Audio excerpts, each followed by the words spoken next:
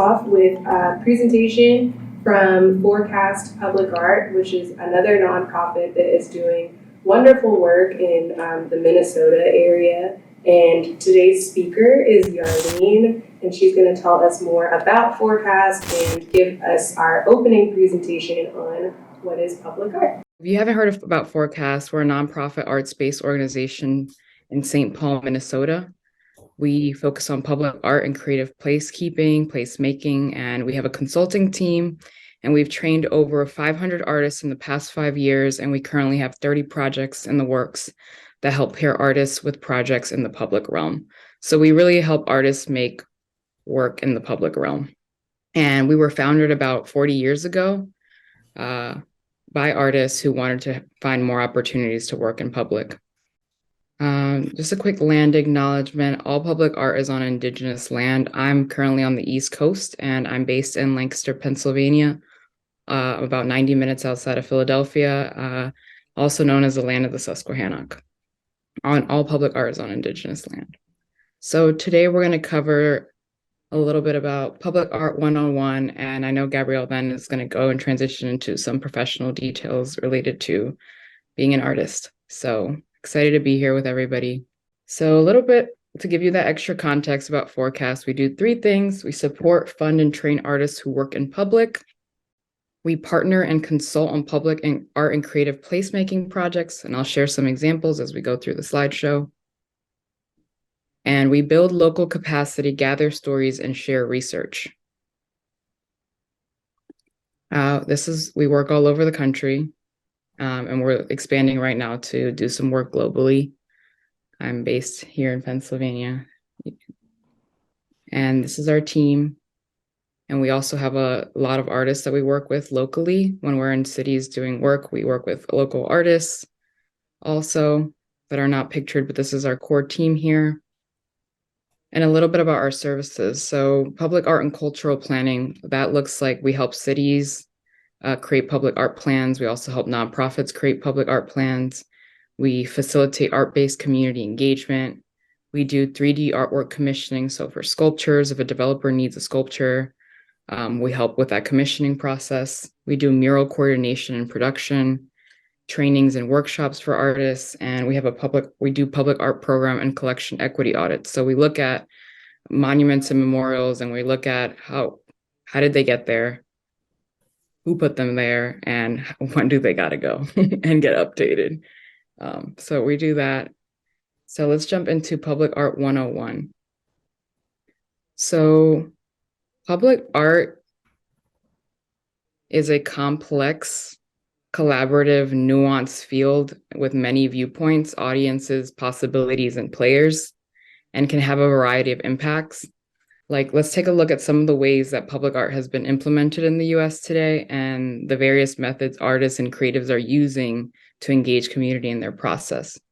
So the slide you're looking at right now, it's mediums for artistic expression. And basically, this slide is showing that public art can take many forms, and it's an essential component in the investigation of our shared public spaces.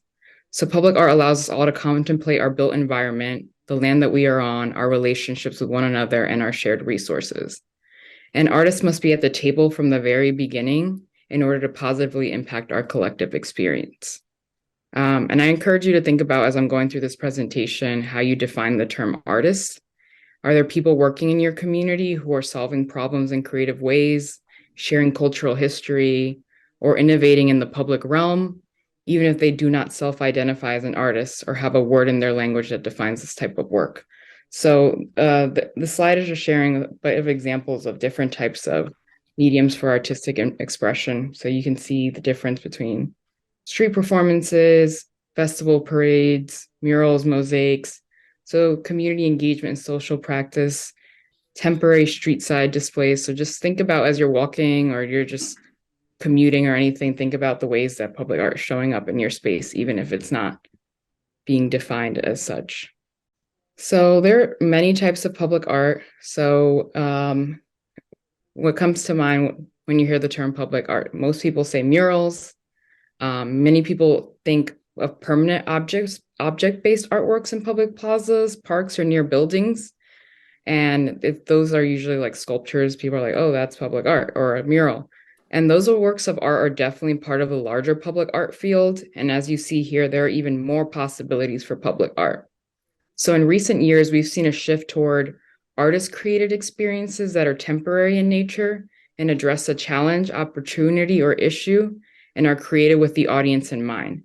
So this is quite different than what is often referred to as plop art or plunk art.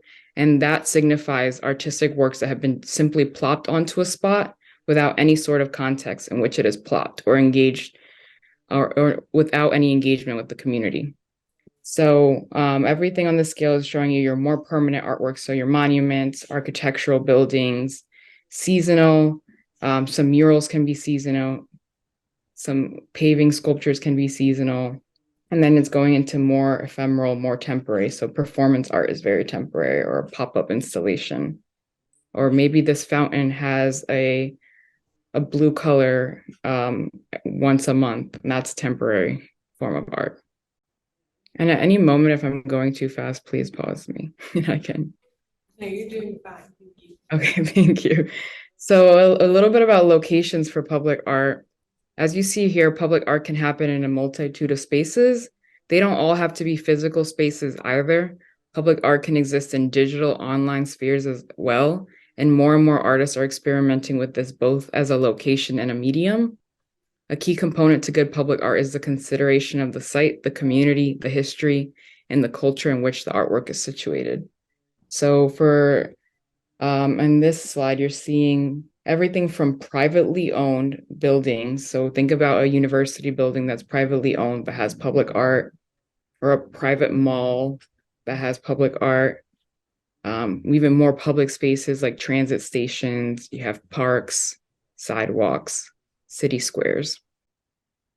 And I really am interested too in the digital spaces, like thinking about like how can Instagram be a curatorial space, or how can the internet be that space? Even like websites like Tumblr that popped up and basically gave space for artists in a public way.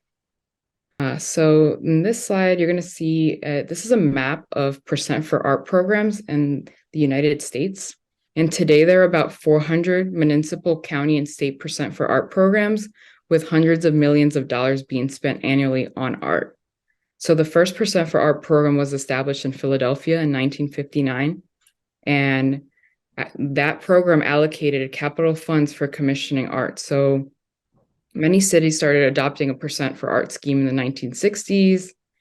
And there's a writer, his name is Ben Davis. He pointed out that this is around the same time that Jane Jacobs wrote The Death and Life of Great American Cities, calling for attention to America's streetscapes and their important role in the vibrancy of a city and perceptions of our built environment. So that's a little wordy. So Jane Jacobs was a city planner, and at the time, she recognized that cities were changing and public art was helping them change. And so this map shows all of the percent for art programs that are all over the country, and that's literally programs that are allocating money towards art in the city.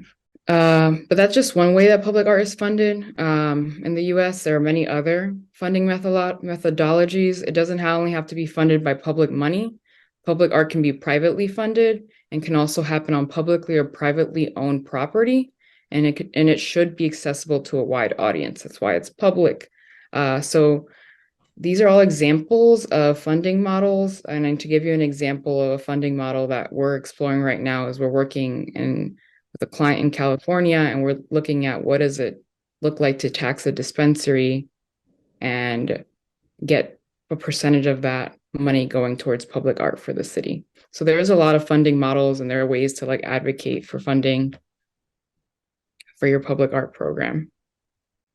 And then this image here is the WPA mural. And so public art can create new career opportunities, and governmental programs through the history of the US have played a major role in funding artists and artworks, such as the WPA Federal Art Project of the late 1930s. This resulted in many artworks in government buildings, like this mural in a public school in New York City, or the CETA program of the 1970s. It was a progressive job training program for artists that incorporated art into communities. And additionally, the National Endowment for the Arts was established in 1965, and that's a federal arts agency. And they fund art all around the country, and they emphasize the importance of art in our daily lives. So here, this is called Babe and Paul. And Babe and Paul, so with this example, what I'm going to share about is about how public art can attract attention, tourism, and generate economic activity. Art and creativity can be drivers to the economic turnaround of communities.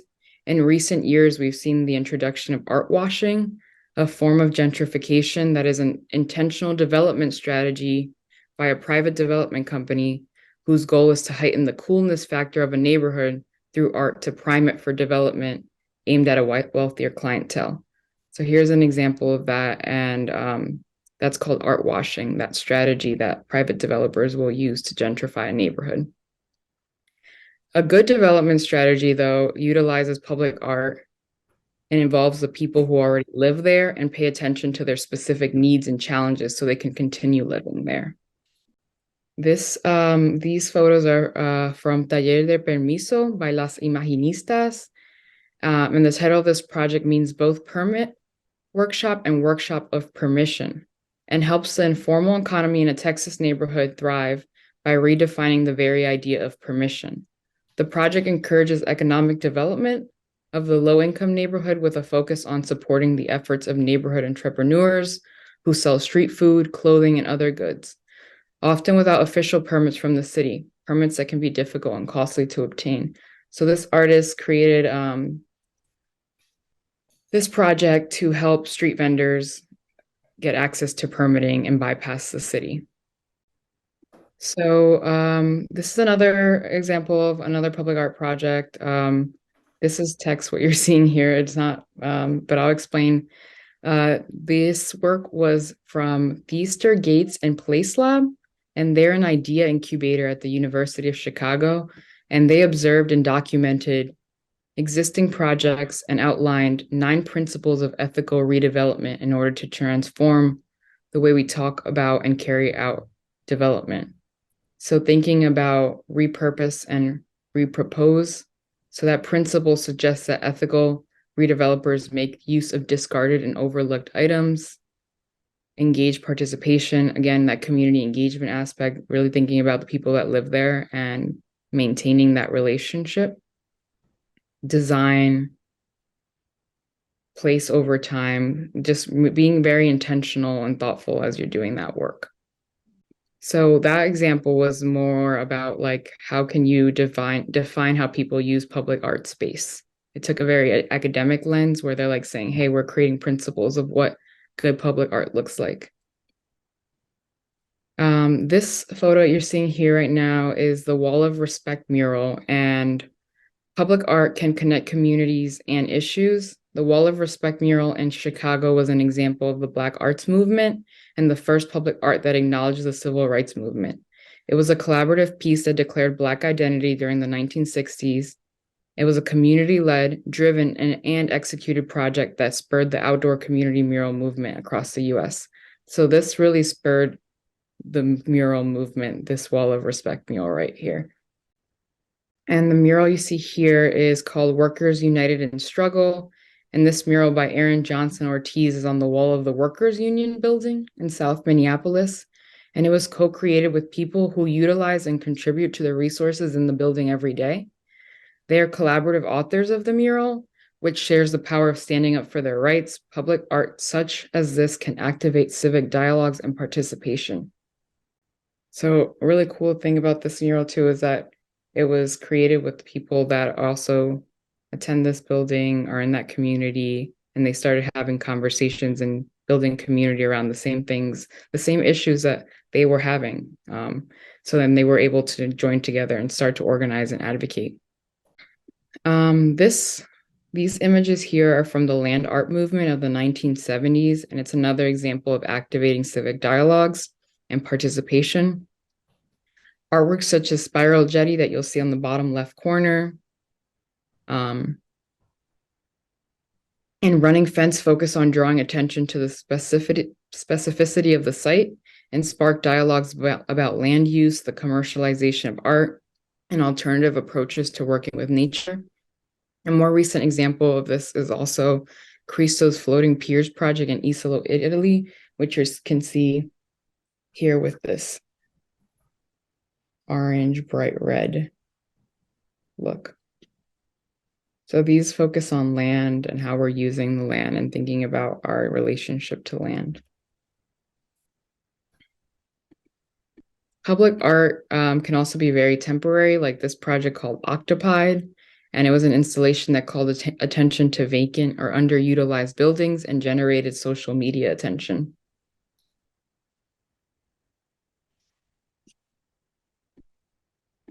This is another piece. This is called Dred Scott's 2014 piece on the impossibility of freedom in a country founded on slavery and genocide, reference in a 1963 civil rights struggle in which fire hoses were used against nonviolent protesters and bystanders.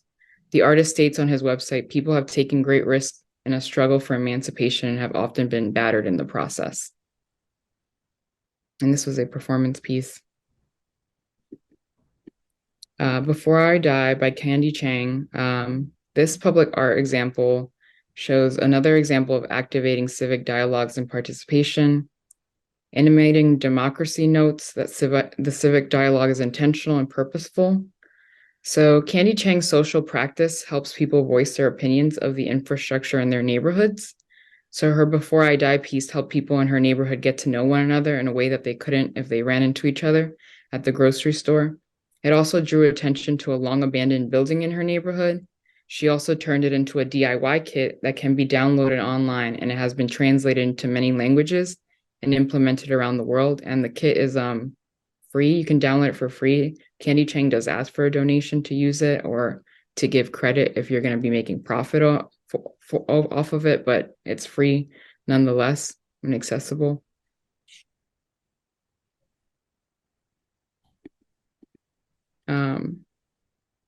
These images here, this is called Carry On Homes, and this project was created by a team of 5 artists and creatives from all different countries that tells the stories of immigrants in Minnesota. It is a structure that hosted a series of multicultural dance and music performances and workshops. It is also a place of self-reflection, asking visitors to tell significant stories from their lives and give advice to people that are coming to America for the first time. It also investigates the notion of home and what makes us feel like we belong.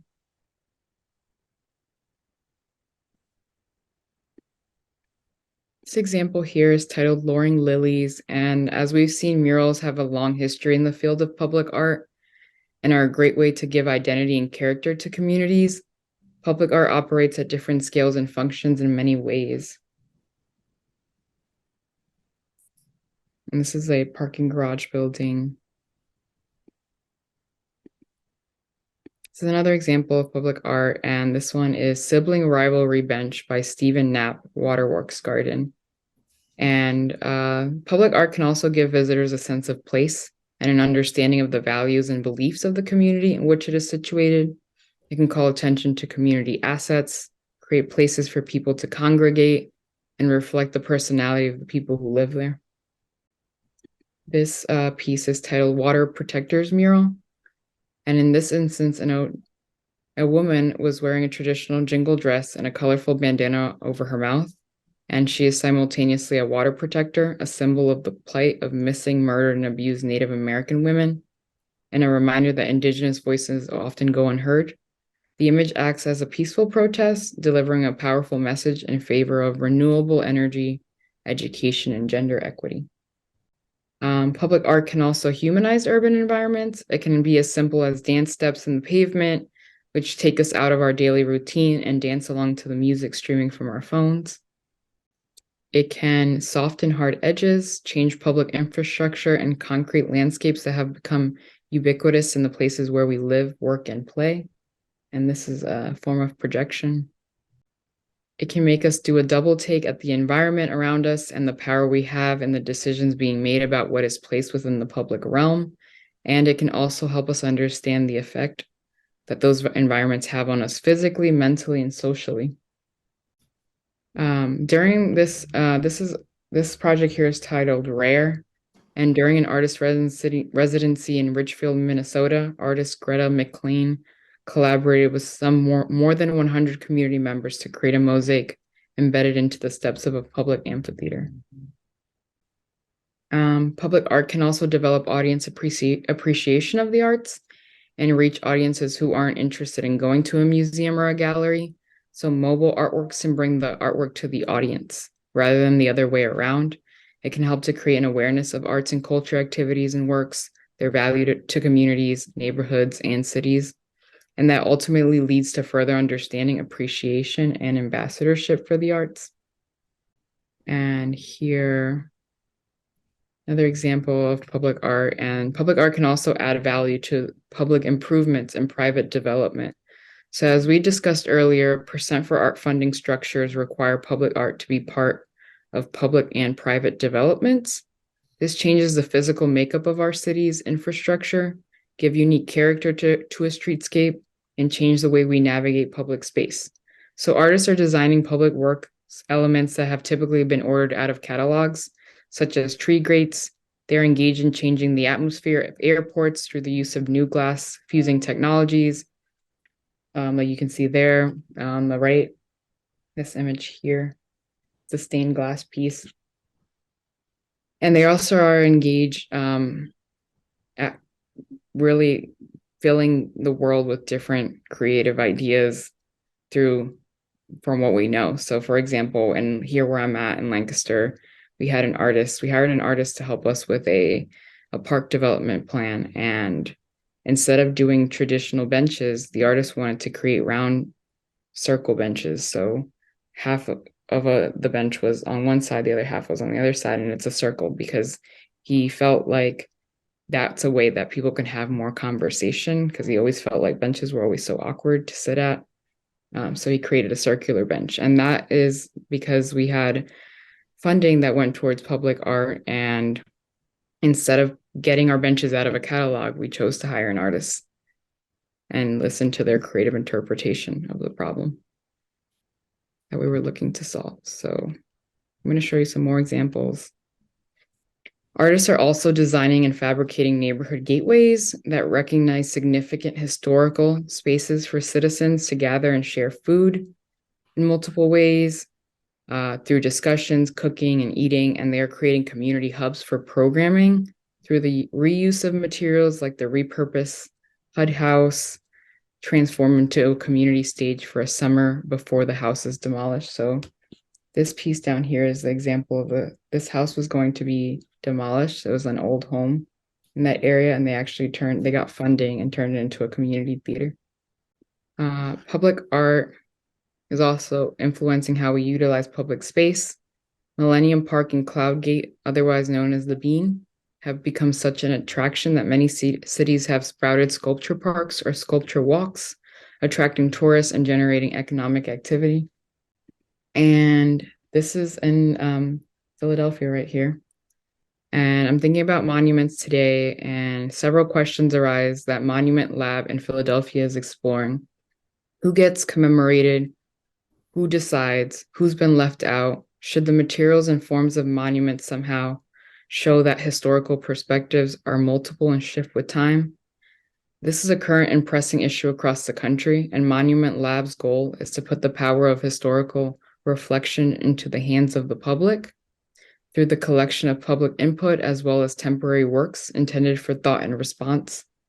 So through this model, Monument Lab is helping people think about the city's future by linking this thinking with public art. And I really appreciate the work from Monument Lab, because as we think about sharing public spaces and thinking about collective memory and how we're defining these spaces, it's important to think about whose voices are being included as structures and buildings and things are going up that are becoming very permanent and physical in spaces. So this is my final image here, and we've seen that public art has a huge impact on our daily lives, the way we move through cities and the way we think about our shared spaces. The power of public art for communities can't be denied. It's an energy, it's a philosophy, and it's a practice that produces iconic cultural symbols, tells our stories, it honors people and events, surfaces truth, and amplifies the voices that often go unheard. Public art can be about healing.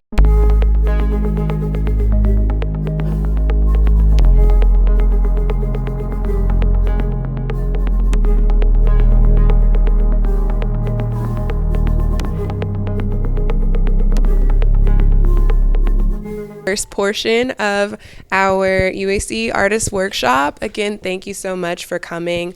As a reminder, I'm Gabrielle. I'm the Communications and Development Manager for UAC. We also have 2 program managers in the building, so I'm so thankful and glad that they are here with us today. And so I just want to start off with our session topic of today, which is what is public art? And so our first half of this session, we're so thankful to Forecast for giving that wonderful presentation and showing us a little bit more about how public art can show up throughout the world. She showed us a lot of different diverse examples, and so that was super helpful. And now we can kind of shift a little bit and think from our sphere, the Memphis sphere, and the UAC sphere specifically on how we commission projects in Memphis, how public art shows up across our city, and how we are traditionally funded. So that's kind of what we'll be getting into today. Okay, so who are we? We are Urban Art Commission. We have been around for about 25 years. We are a nonprofit organization committed to creating opportunities for artists and neighborhoods to share space and shape the spaces around them through public art. We have three public art program managers on our team, a communications manager, and we also have an operations manager, and Brittany Boyd Bullock, who is a former UAC employee and UAC artist after she was no longer employed with us. She has come back to receive commissioned projects and continues to support us in many ways. And so she will also be here today to give a little bit more insight off camera to people who are in the room. So we're thankful to have her as well. We were founded in 1997. If you remember from the Forecast presentation with Yarlyn, she mentioned that many states after Philadelphia started their Percent for Art program started to do similar things and create similar programs in their state. And so we are proud to have a Percent for Art program in Tennessee, in Memphis, that we are funded through. We're additionally funded in other ways, which I will get to on a different slide. But the Percent for Art program helps to establish public art across the city. And so a percentage of development funds that come through the city are allocated to new projects, and those projects are then able to have public art attached to them. And so it's really special because as the city grows, we're able to make sure that art is there in every step of the way. And through the UAC process, there's a lot of community involvement, and people stay informed and up to date on how their city is changing around them and hopefully growing with them, and not any other thing that's leaving people out of that conversation. We have, before I leave the screen, these are 3 project examples that you may have seen. One is actually located downtown, well, 2 are downtown in this area. Shout out to Memphis Music Initiative for giving us space today. We have our I Am a Man Plaza project that was created maybe not too far from here, next to the Claiborne Temple. And that project was a part of the MLK 50 celebration year. And so we were really excited to be a part of that. Cliff Garden Studios is run by a designer who is not from Memphis, and his firm came in and talked to local community members. They worked with Claiborne Temple staff to be able to capture the history effectively and create something that was monumental And I don't mean that in a pun way, but definitely it's impactful. And there have been several performances there to re-engage the piece in the last few years. And so you'll see different ways in which public art, once it's completed, if it's a permanent installation, there are ways to re-engage through temporary projects that are in tandem with it or performance pieces, so you can always go back and spark something new. We have Jeff Zimmerman's piece here, A Note for Hope, which if it doesn't look familiar, it should, because it's right over near AutoZone Park. The Redbirds Stadium, you can see this mural, and it was created in tandem with Rhodes College students who worked with that artist to complete this mural. It stands at, I want to say 15 feet, and so it's a pretty large scale mural, and it is representative of a lot of Memphis history and iconology. And so if you take a time to stare at it, that's what the artist has asked us to do, to create your own interpretation of what those images mean for you and how it affects you personally and how you feel tied to the images within the piece. And then we have another example, which is Danielle Sierra's Bickford Community Center mural, which was created as part of our district mural program that we have, that we ran in 2019, which was a mural training program where we took a group of artists to Philadelphia, which is pretty much the capital of public art. They have this amazing nonprofit there called Mural Arts Philadelphia, and they do a lot of artist training, mural development training, just like Forecast. And so through that program, those artists got really extensive mural training and introductions to different forms of public art, and then were able to come back to the city and create those projects. And Danielle spent intentional time at the community center interviewing people who utilize the space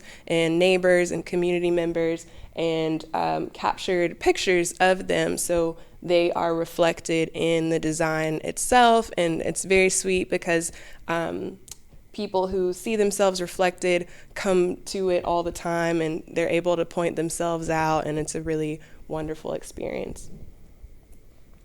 So the UAC mission is to create opportunities for artists and neighborhoods to shape their spaces through public art.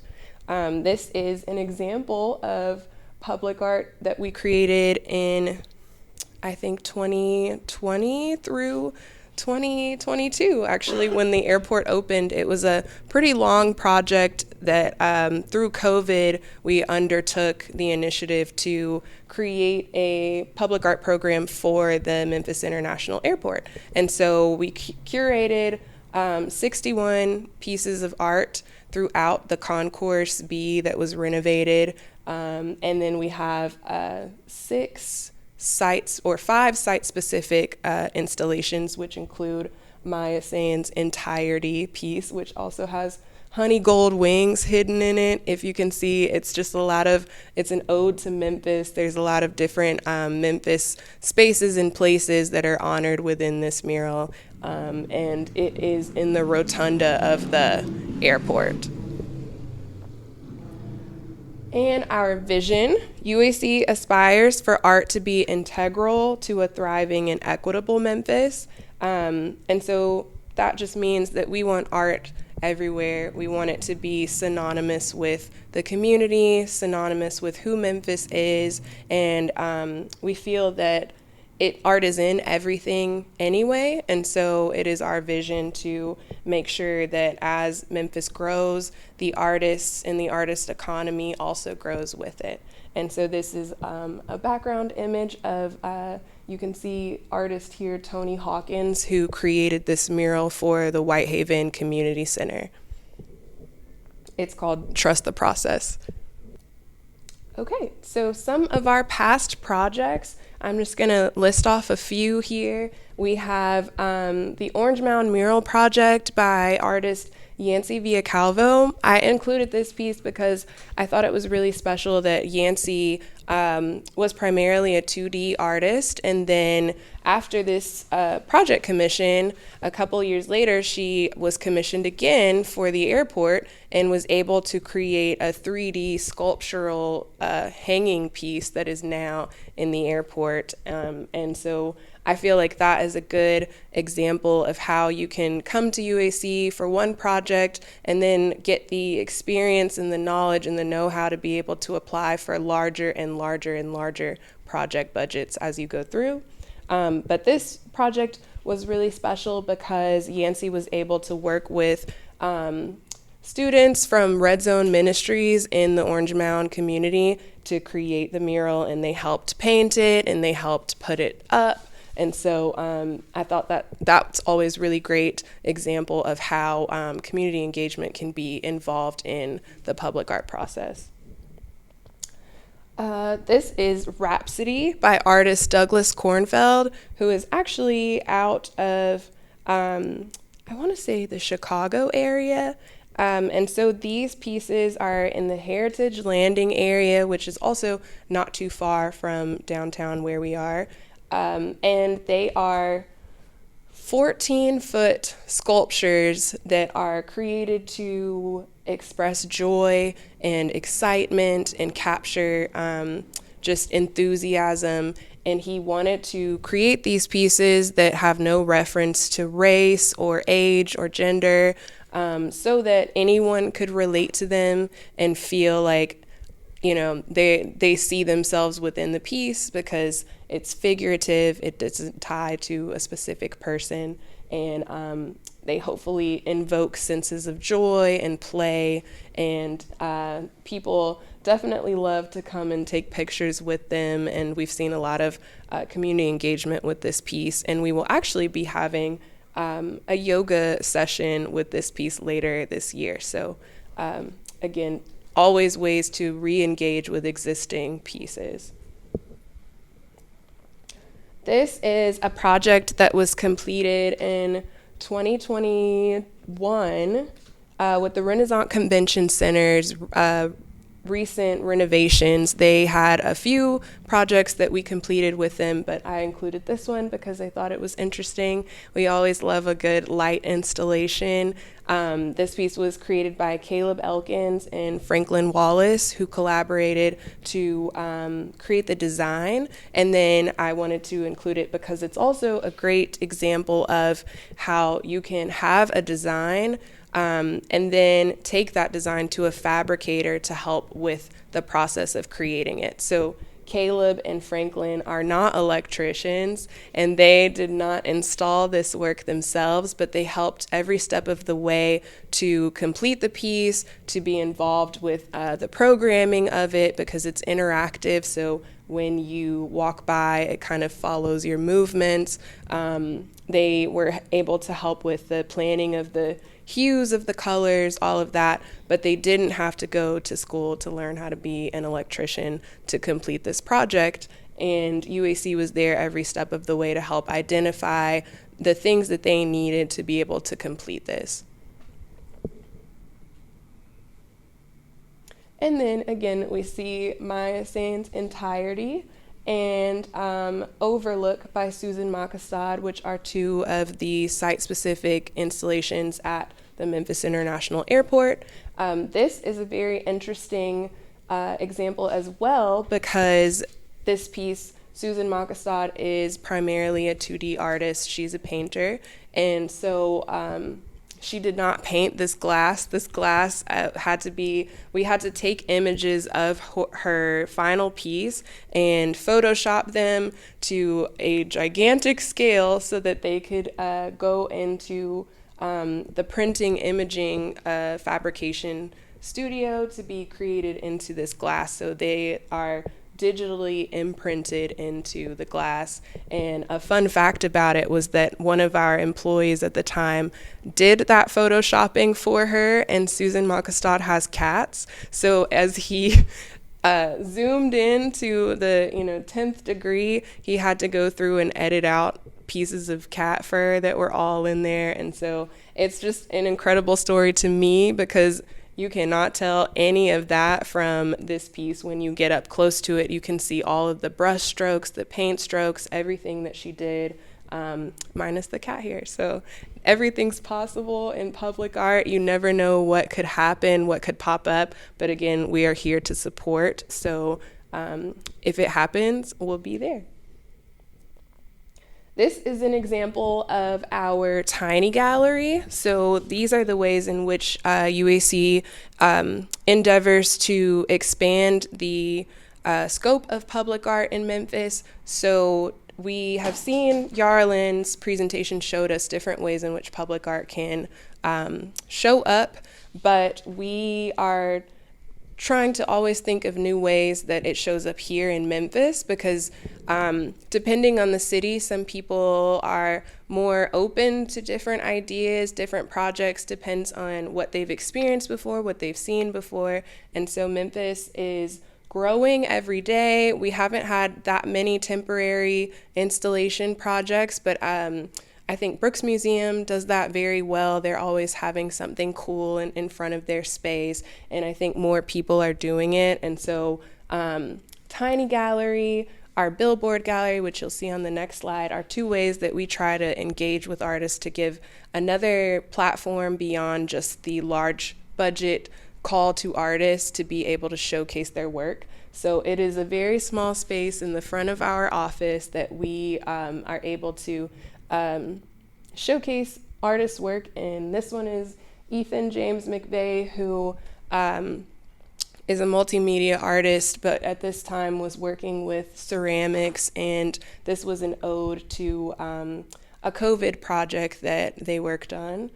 And then we have Sarah Elizabeth Cornejo with a sculpture that she created and placed within our space. It's an untitled sculpture. So yes, our Billboard Gallery, like I referenced, is what we use to showcase some of our existing projects. We've had artists to submit work, and then that work has been featured on the billboard. And so it shows up in many different ways. We had to pause it for a little bit in COVID, so this is actually one of our first billboard pieces back up in the world. So we're proud to have that happen, and it features Kong Wee Peng's Subterranean River. This was a sequin mural piece that she did under the I-240 bridge, which is down off of North Main in the Pinch District. And it also lights up at night underneath the bridge. It's a very cool piece, very interactive piece. So if you think back to the slide that Yarlyn included about funding, different funding ways, different funding methods that can occur for public art to be created, I wanted to kind of use that and divide it up into how we are funded versus different ways, additional ways to fundraise and create a project outside of UAC if we don't have a call open or you have something that you'd like to see come to fruition. There are additional ways to do that. So UAC funding, we are funded through the Percent for Art program, through grants and sponsorships, through private funding from private organizations who come to us to commission work, and through micro grants and crowdfunding. And and the license plate fees through the Tennessee Arts Commission, which are extremely important, extremely helpful, and fund many different arts organizations across Tennessee. And so in addition to that, if we don't have a call open or we are not currently able to help fund, there are ways that you can fund yourself or help to start that process up. One is meals hosted to fund. So that would entail if you were someone who maybe loves culinary arts or have a friend that does, you could potentially have a dinner and invite people to share more about your story, your vision, what you're looking to do, and then hopefully sell tickets to that and start to create funds for yourself. You can host an auction of works that you already have, priced at maybe a little bit higher price point to be able to generate revenue for your project. You can solicit corporate sponsorships, so creating a sponsor pitch deck to be able to capture your idea well and then email that out to different organizations that you have identified might have similar goals in mind or shared values. So if you had a project that had something to do with animals and you wanted to create space for that, you could reach out to maybe Memphis Animal Shelter or something like that to create some synergy and have partnerships and get people aware of who you are, what you're trying to do, and see where they can meet you.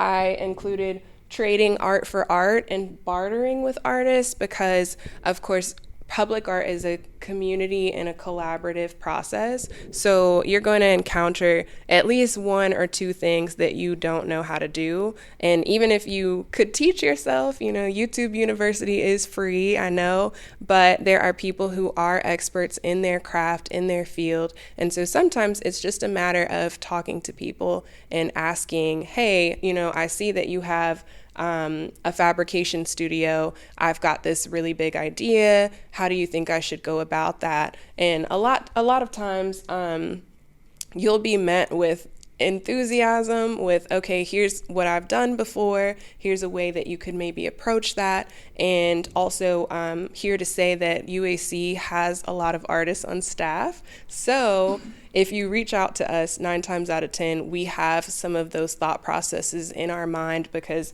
even outside of the projects that we do at UAC, a lot of us work on our own creative projects, and so we are there to help think it through with you.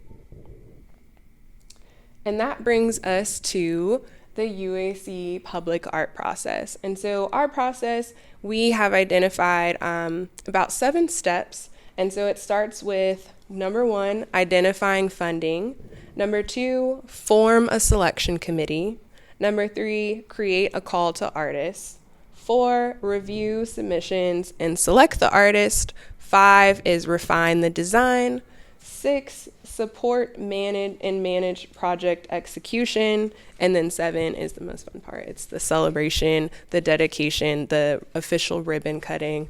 And so through this workshop series, we will be diving further into numbers 3 through 6 to get more information on how we create our call, how we review our calls, how we go through the submission process, so that you are more informed, and that can help you with your artist statement, with how you create and craft your portfolio submissions, and how you do your initial research to present what your idea is.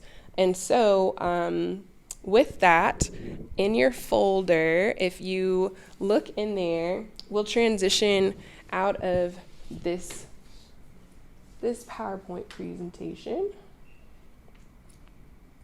and we are going to go directly into